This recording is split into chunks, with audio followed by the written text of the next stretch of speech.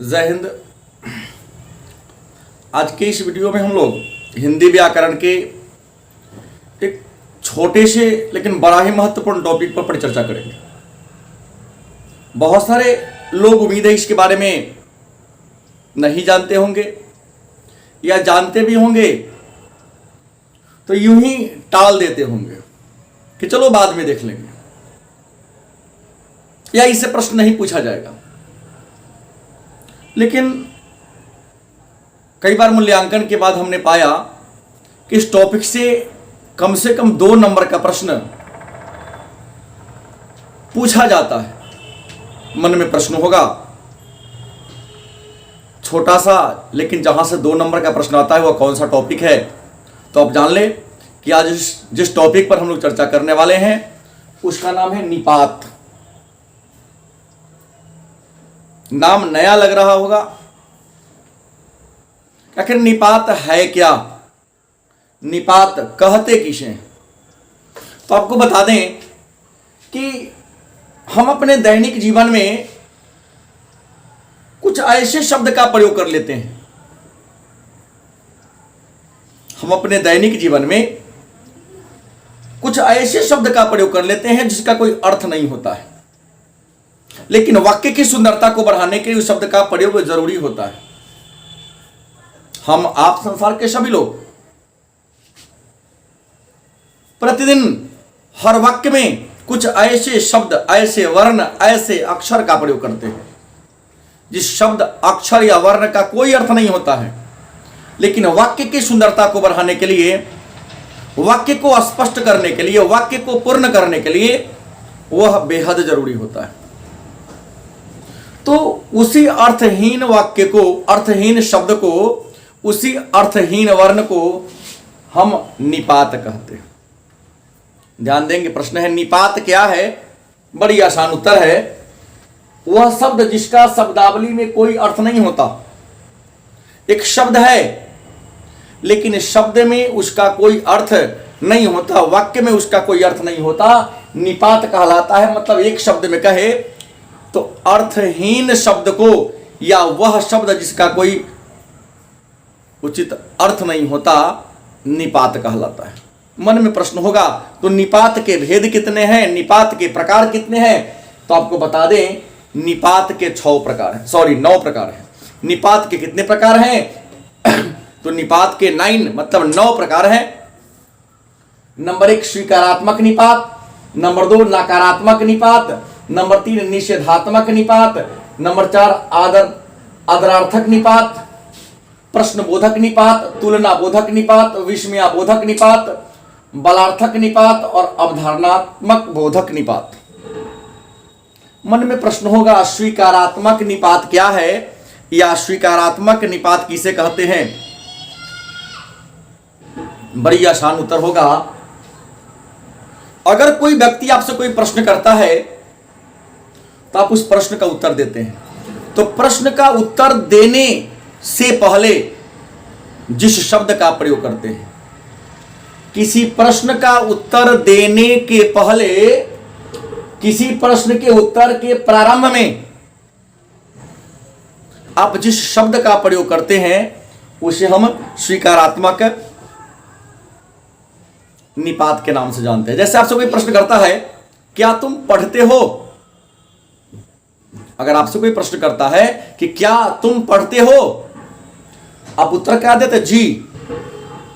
क्या बोलते हैं, जी, जी हां या हां, यही 3 शब्द पहले बोलते हैं।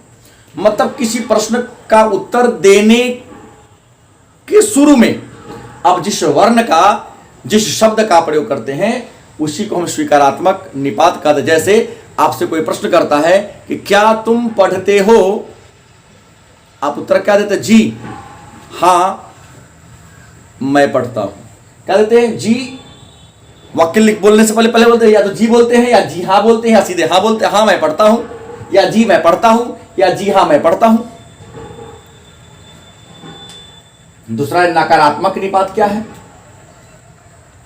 तो नकारात्मक निपात उस निपात को कहते हैं जो नकारात्मक उत्तर, नकारात्मक आंसर प्रस्तुत करता है, जो नकारात्मक अर्थ प्रकट करता है, उसे हम नकारात्मक निपात के नाम से जानते हैं। जैसे कोई आपसे प्रश्न करता है, क्या तुम पढ़ते हो?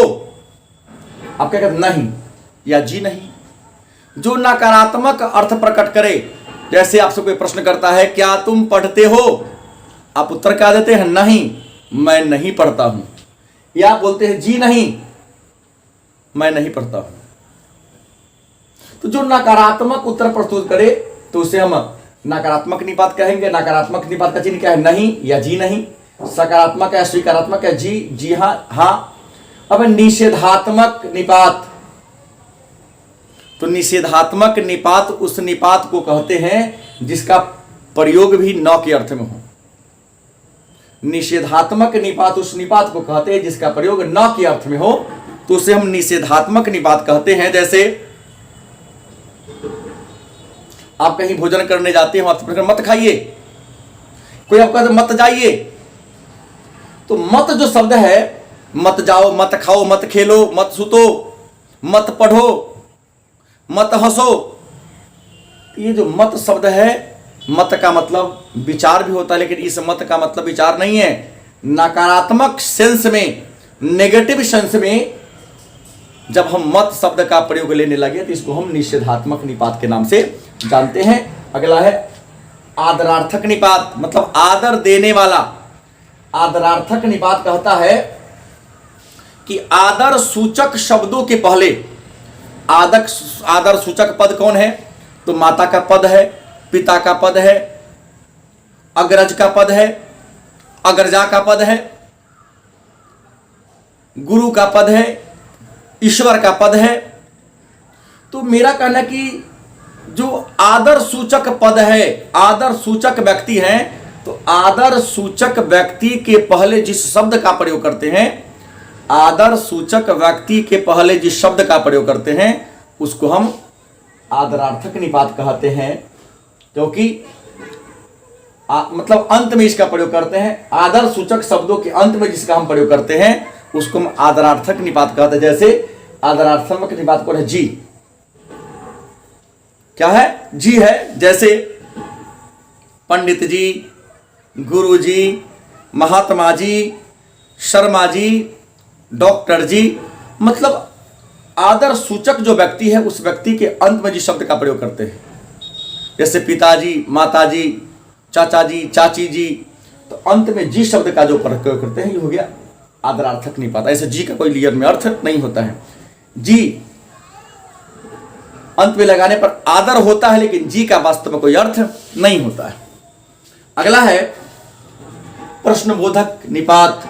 प्रश्न पूछने के सेंस में, प्रश्न पूछने के अर्थ में जिसका प्रयोग किया जाए उसे हम प्रश्न बोधक निपात के नाम से जानते हैं। और अब प्रश्न बोधक निपात कौन है? क्या और न।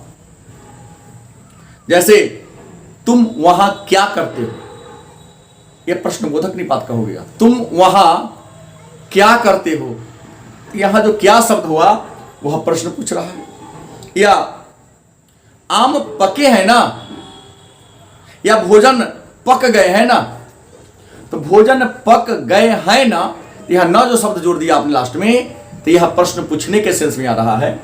जैसे प्रश्न पूछने के अर्थ में जिस शब्द का प्रयोग हो उसे हम प्रश्न सूचक निपात कहेंगे या प्रश्न बोधक निपात कहेंगे। जैसे क्या, न, जैसे आम पक गए हैं ना, भोजन पक गए हैं ना, बच्चे पढ़ लिए हैं ना। तुलना बोधक, तुलना करने के लिए जिस शब्द का प्रयोग किया जाए तुलना बोधक निपात कहते हैं। जैसे मोहन सा सोहन नहीं है, यहां सा का मतलब होता है जैसा, लेकिन सा का रियल में कोई अर्थ नहीं है, लेकिन सा का प्रयोग हम तुलना के लिए भी कर लेते हैं। तुलना करने के लिए प्रयुक्त होने वाला जो शब्द है उसको हम तुलना बोधक निपात कहते हैं। जैसे मोहन सा सोहन नहीं है, कहने का मतलब मोहन के जैसा सोहन नहीं है। सीता सा गीता नहीं है, यह तुलना बोधक हो गया।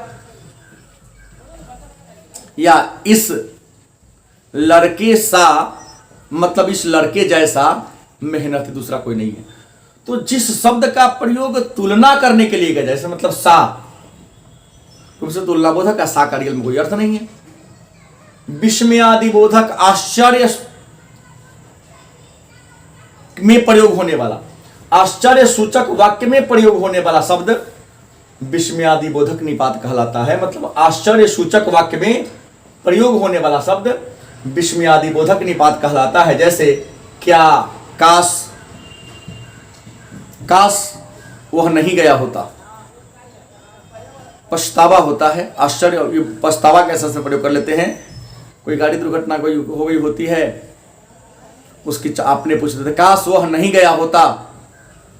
कभी भोजन करने से कुछ पेट में गड़बड़ी हो जाती है तो फिर प्रश्न करते काश वह नहीं खाया होता। कुछ कर लेने से घटनाएं घट जाती तो कहते काश यह नहीं किया होता।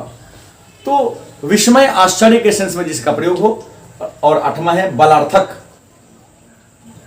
किसी वाक्य में किसी शब्द पर जोर देने के लिए, बल देने के लिए जिस निपात का प्रयोग किया जाए या जिस वर्ण या शब्द का प्रयोग किया जाए, वाक्य में किसी शब्द पर जोर देने के लिए, बल देने के लिए जिस शब्द का हम प्रयोग करते हैं उसको हम बलार्थक निपात कहते हैं। जैसे बलार्थक निपात का उदाहरण है तक, भर, मात्र, केवल, ही, भी। जैसे मैं उसका नाम तक ही जानता हूं। मैं उसका नाम तक, यहां तक जोड़ दिए तो जोर ज्यादा हो गया। मैं उसका नाम तक ही जानता हूं। मैं यहां केवल उसके लिए ही आया हूं। यहां केवल जोड़ देने से शब्द पर बल बढ़ जा रहा है, वाक्य पर बल बढ़ जा रहा है। मैं यहां केवल उसके लिए ही आया हूं। मैं मात्र कल भर ही रुकूंगा या ठहरूंगा। तो वाक्य में किसी शब्द पर जोर देने के लिए इस शब्द का प्रयोग किया जाता है उसको हम बलार्थक निपात के नाम से जानते हैं। और अवधारणा बोधक निपात नियत समय, नियत स्थान, नियत व्यक्ति को सूचित करने के लिए जिस शब्द का प्रयोग करते हैं उसको हम अवधारणा बोधक निपात कहते हैं। ठीक, वह ठीक समय पर आ जाएगा, वह ठीक समय पर चला जाएगा, वह लगभग 12 बजे आ जाएगा, लगभग काम को वह पूरा कर लेगा, और करीब करीब उसे पहचानता हूं, हमें करीब करीब उस पर विश्वास है कि वह काम को समय से पहले कर लेगा। तो ऐसे को हम अवधारणा बोधक निपात के नाम से जानते हैं। तो यहां जान लें, निपात अर्थहीन शब्द को निपात करते कहते हैं क्योंकि अर्थहीन शब्द है लेकिन वाक्य को संपूर्ण करने के लिए इसका जरूरी होता है। निपात के 9 प्रकार हैं और सबके अपने अपने चिन्ह हैं। जैसे जी, जी हां और हां स्वीकारात्मक निपात है। नहीं, जी नहीं नकारात्मक निपात है। मत निषेधात्मक निपात है। जी आदरार्थक निपात है। और क्या और न प्रश्नबोधक निपात है। सा तुलना बोधक निपात है। और क्या, काश विस्मयादि बोधक निपात है। और तक, भर, मात्रा, मात्र, केवल, ही, भी बलार्थक निपात है। और ठीक, लगभग, करीब जो शब्द है यह अवधारणा बोधक निपात है। तो आज की क्लास में इतना ही। पुनः कल हम लोग एक नए टॉपिक लेकर आएंगे। तब तक के लिए धन्यवाद।